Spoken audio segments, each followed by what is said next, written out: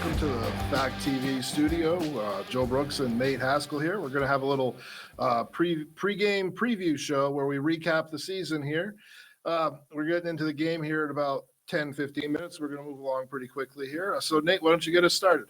Yeah, Joe, we've been talking about it since all year long, and, right from the get-go with the Windsor game, and, as the season's progressed for the Terriers, and, all the stuff that they've done in accumulating wins, and, right up to the Woodstock game where we stood there with Will and, kind of froze our tails off. We weren't that cold, when you're watching the, probably one of the best high school games that we've seen or that's been around in a long time, I'm not sure I've seen a better one. Double overtime game where Bellows Falls gave it all they could to come back. But, for 8-1 season to be in a position now where you still have this home game, and all the stuff that's gone into this all season long with kind of the ups and downs. And we've talked about, penalties early in the season and turnovers. And, now that we've progressed late in the season, the couple of first halves late that haven't been very productive for the Terriers, but, right back from week one until where we're at now, this Bellows Falls team has been pretty good. Yeah.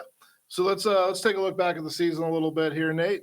So week one, they started off with a win against Windsor, 44-0. You and I were there to call that game. What do you remember from that one? Again, the kind of a young Windsor team, but, Bellows Falls did what we thought they might do with the offensive line. Just powerhouse and the big guys up front, the Hogs and, Bazin and Connors started, the progression to where they're at, now. And that's where it kind of started. It was the first play from scrimmage. We saw Bazin take one to the house there, which became a common theme throughout the season. Yeah, I think that happened 5 or 6 times. Bazin really kind of likes that first play of the game off tackle and taking it to the house. Other teams not ready for the physicality of that line and the quickness of Bazin. So quick stats here that we got from this game. The Terriers had 458 yards of offense. They averaged 14 yards per carry in that one. Yeah, again, that started it. Even the penalties in that one right off the bat, right? Bazin with a punt return, couple of long punt returns in that game called back. But we saw where the offensive line and Lisa and Tostrup's, leadership right out of the gate was going to help the Terriers. And the defense was unreal in that game. Windsor got one first down, last play of the game, chuck down the sideline, like a 17-yard catch. So great all-around effort in the Windsor game. Moving into the second game of the season, this was a highly hyped game. WCAX was here for their Friday night football. It was Bellows Falls versus U32. Great game, Nate. Yeah, you and I had, kind of pegged this as, the kind of the game to watch too. We were excited for it. U32 had gone to Woodstock and kind of put a whooping on them, and we knew Woodstock was going to be a pretty good team. And, they came into Bellows Falls, and again, a 32-14 score really it's not indicative of how the game went because BF kind of put it to them. Yeah. And Bazin over 100 yards, Connors over 100 yards, 4 total touchdown between the two, 300 yards rushing for the team, 7 yards per carry. So a tougher defense from U32 than Windsor, but still 7 yards a carry throughout a game. Yeah. And in the first 2 games of the season, kind of seemed to set the tone for other teams where they thought, the senior leadership in the backfield with Pat Connors was going to be the way to go. And then, as we're going to step into week 3 here, we can see that this turned a little bit, into Bazin's favor as he kind of, cemented himself as a pretty good back in the state of Vermont. Yeah, one of the few games that we didn't actually cover this year, and you and I weren't at, because I know you went to Linden even though we didn't go.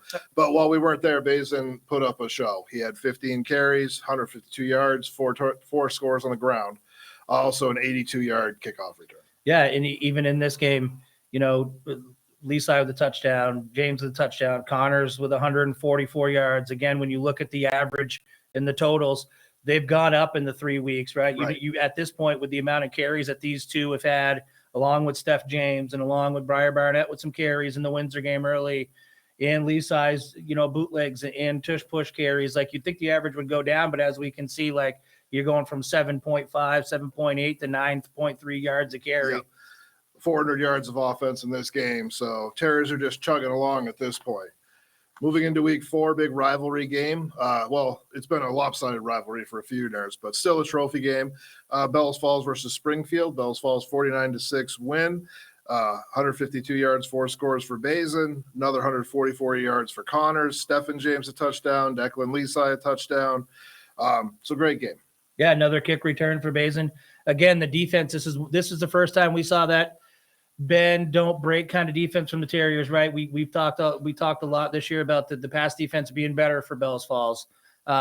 Studley and Lockerbie and Lorendo and Sean Burke, these guys all making adjustments to make sure the pass defense was better. Yeah. Little bit exposed in this game, even though the score doesn't show it. Yeah, the quick passing Jasinski game. And Wilson kid did a good job at quarterback, and Jasinski did a nice job. And this was the game where Connors made an unbelievable play to turn the momentum. If I remember correctly, it was a 2-score game. Springfield was driving down to the goal line. Connors picked the ball off at the goal line, brought it back 94 yards before he got tackled. Yep. And I think Briar Barnett ended up getting the touchdown there. So Springfield could have made it a 1-score game going into the halftime at that point.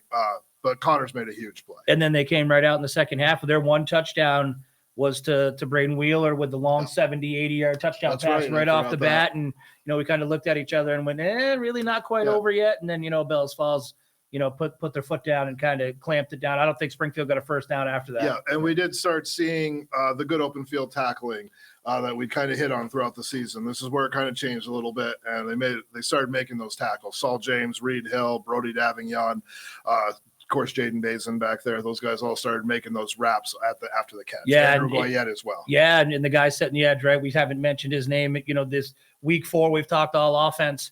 The reason why none of these other teams score is Connor Perry. Right. Brockton Lovell, Big Stevie in the middle, Steph James making tackles, Tostrup set the edge so many times and forcing guys back to the inside, which he's going to have to do tonight with the way that this Mount Abe team can run the ball too. So, Tostrup and Connors have been fantastic on the outside this year, and that rotation at nose tackle of Ernst and Stevie Jocelyn's been fantastic. Lovell and Connor Perry have been unbelievable. Perry's made a lot of plays in the backfield, and Lovell's made a lot of plays as well, but he's also just taken up a lot of blockers. Yeah. They've used a lot of guys to keep him out of the backfield. Yeah, and another name we haven't mentioned, we're starting week 5 here against Fairhaven is Briar Barnett. Yeah. Offense and defensive, just one of those guys. We talked about him last week. Huge interception. Right on cue, unsung hero award for this guy. They don't give one out. 2 plays later, he gets a pick. Yeah. Right. I mean, absolutely. So. Yeah, no, great all around start to the season so far. So let's move into week 6, a game you were at, Linden Institute, Bellows Falls with 32-14 win. Goyette caught a touchdown pass in this game. Bazin ran for 3, 200 yards rushing, also threw a passing touchdown. So started to see a little more versatility out of the offense here, a few new niches as the season went along. Yeah, this was a game where Patty kind of got rolled up on early in the game and had to go out, and Kissel stepped in on defense and made some great plays. And again, Bazin, got that 200 yards, plateau with 4 more touchdowns to add where his season was at that point. And it's a very good Linden team. Yeah, Linden's pretty tough. I'm pretty sure they're playing tonight somewhere. Yep. They got a semifinal game themselves, so with an opportunity to make some noise. And but that's a good team. That was a good team and a good heart. That's a good team win for Bellows Falls. I remember watching that. Saul James with an interception in that game. Yeah.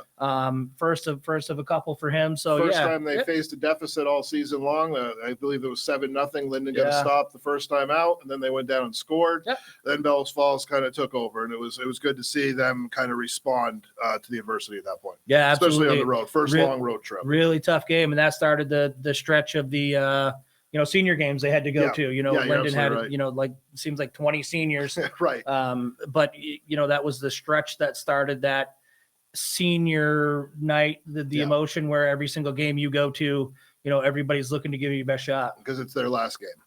So another senior night the following week, they traveled to Mount Mansfield. You and I did the game here in the studio, first game in the studio, 60-28 win.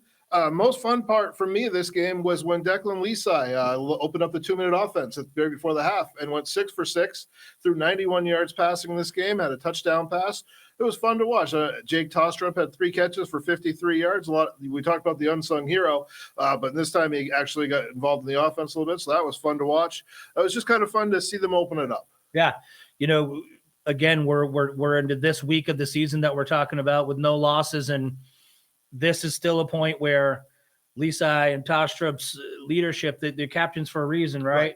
And these guys, to this point had done it all without worrying about getting their name in the paper, but setting the edge and doing the things. And Lisa commanding the huddle and having no fumbled snaps we saw until we got to that Woodstock game. And, and the penalties, I think at this point too, right, Joe, this stretch of the season where week 4, 5, 6, 7, they really kind of minimize the penalties and the turnovers, which is why I think you see some of these big scores. Yeah, they were very clean throughout this.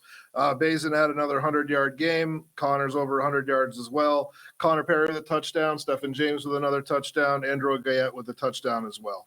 506 yards of total offense. So I think that's the season high. I don't think they quite got there with Woodstock. No, it was probably close. They were close. I think we're doing Woodstock now as we speak of it. So game of the year, Nate. You and I were there. Unreal. Yeah. As we've said before, and we take a lot of time to watch other games and watch film, and we invest a lot of time into this stuff to make sure with Hartford and Burton and BFA and CVU and St. Johnsbury, all these other teams that I've seen play this year, this game for Bellows Falls to knock it off the bus and to seemingly be at a point where you and I talked at halftime, like, hey, they're one touchdown away from having running time against them. Right. And Jackson Fletcher comes out, makes a big hit. And the first touchdown we saw right in front of us when Jaden Bazin put his pad level down and ran 2 guys over, and we went, this baby's not over yet, right? And next thing you know, it turned into a double overtime. Just unbelievable high school football game with play both after teams. play by it was playmaker. awesome. As good as Bazin's been, Emery was maybe the second best player I've seen this season. Yeah, he was really good. Player for Woodstock. I know 1,000 yards total offense in the game between the two schools, 112 points. These are wild numbers. And Oates probably the best quarterback we saw. Like, it was one of those things, I think, where Bellows Falls kind of got in the second half too, where it was like, hey, listen, this kid's pretty good passer. Yeah. He doesn't get out of the pocket a lot. So Tostrup's pressure from the outside, Connor Perry's pressure from the outside, but we looked at that as the first time as like, Bellows Falls, get yourself off the bus and make sure that you're doing what you're supposed to do. Right. Turn the ball over, penalties. But the game started with 2 out of the first 3 plays. Bazin to the house, fumbled snap, Connors to the house, and and Woodstock matched it, and we were off to the races. That was pretty fun. Yeah, it was a great game. Still can't believe you wore shorts in the back of that truck all night. Yeah, I didn't regret it until after the second overtime. You lose that game and you're not as cold. Right. I mean, you're colder, right? You're colder when you lose those games, but it was just unbelievable that, again, that's a game where Will took time out of his own schedule to bring his daughter to the field, and in the rain and bad internet and everything else we had going on. And, just kudos to these guys who have given us this opportunity to do these, because without those guys, you and I would have been sitting at home and not watching it on anything else because it wasn't on TV. Yeah. So we've been extremely lucky this year. So the final game we'll recap is the last game from last week, 46-0 quarterfinal win over Mill River. Not much else you can say. Bellows Falls came out, did exactly what they had to do in the rain. Yeah, again, the first half, you and I were sitting here and we're looking at each other, and we're kind of rolling our eyes, going, where's the Bellows Falls offense? And I did have a chance to just chat with text message with Coach Empey, who's awesome. Been an outstanding line coach around the state for a long time. And, we kind of, when I threw the thoughts out, like you and I've talked about, where, James isn't getting to the second level. Tostrup's not getting to that second level. Yep. The big boys up front need that 5-6 yard push, and, like he said, when you're used to throwing guys around, and then when people punch back, you got to be able to dig your heels in. And in the second halves of those 2 last games, they really did. Yeah. They better not do that tonight. Right. Because I think this Mount Abe team coming in here is going to be ready to play. Yeah, I feel they play the same style as Bellows Falls. So wrapping up the Mill River game, we had touchdowns by Bazin, 2 by Connors. Carter Harper found the touchdown. Declan Lisa and Connor Perry each scored. Pat Connors found a 22-yard fumble return. So I think that's pretty much going to wrap up our recap now as we get close to the start of the game here. Looking on the field, I don't know if we're quite to the national anthem yet, but let's start talking about this week's game, Nate. Yeah, I had a opportunity real quick because I know we're time crunch here, but all the coaches this year that you and I have an opportunity to talk to, back to the beginning of the year with, Jamie Richardson from Windsor, and Coach Aiken, and coaches from Mount Mansfield, and every other school we've reached out to have been so awesome with us and giving us some feedback. And I had an opportunity after basketball practice last night to talk to Jeff Stein, the coach from Mount Abe, and what a great guy. I mean, giving up some time, his own personal time for 7:30 at night, and to talk about his team and where they're at and what they plan to do tonight with Crary and Gagnon and Russell as their captains, and the plethora of assistant coaches that have been with this program since they were 8-man football back in 2003. And which is wild. These guys are going to be ready to go tonight. And you talked about it, smash mouth on both sides of the ball. We're looking forward to what could be a beauty tonight, Joe. Yeah, it looks like they're a physical team, just like Bellows Falls. You mentioned Gagnon, you mentioned Crary. It seems like they do a lot of their work inside the tackle box. So we're going to expect big games out of those big guys up front: Jocelyn, Lovell, Connor Perry, Stephen James, and Briar Barnett. And that second level are going to be expected to make some tackles and not let those guys get into the secondary. Yeah, it's going to be key. Yeah, we've talked about it, a lot since the middle of the season. The Fairhaven game, when really it felt to me like when Reed Hill made that play in the middle of the field, stopped them. Fairhaven goes for the hard count on fourth down, ends up with a punt. It kind of swung everything, right? From that point until the first half of that Woodstock game, the tackling had been outstanding, right? First guy makes a hit, we're wrapping up, they're making tackles. A 7-yard play was a 7-yard play. Yeah, they've gotten away from that a little bit the last couple of weeks, and it's going to be essential against Crary and Gagnon tonight for those guys. The first guy to hit and make the, at least hold on to him for the swarm of, Purple Gang to get in there and make the tackles, because if these 3-yard carries turn into 7-yard carries, and we talk about down and distance all the time, Joe, this is the same MO, right? If Bellows Falls can be 3rd and 9, 3rd and 10, and this is what, Coach Stein talked to me about last night, down and distance is going to be huge for them. Yeah, it takes Mount Abe out of their game plan if they got to throw the ball, because just like Bellows Falls, Coach mentioned it to you, they haven't had to throw the ball in many of their games due to the scores situation. Yeah. I didn't see any common opponents other than Springfield last week, so I don't have a whole lot to go by here on what Mount Abe's done. And there wasn't a lot of game film either, but I did see the game against Pulteney, and it really is just a lot of inside the tackle stuff for us. Yeah, it is. What really struck me last week is, or talking to Coach Stein real quick before the national anthem, was penalties and turnovers will cause problems for every team. We talk about Bellows Falls all the time. Yep. All right. We'll pause now for the national anthem.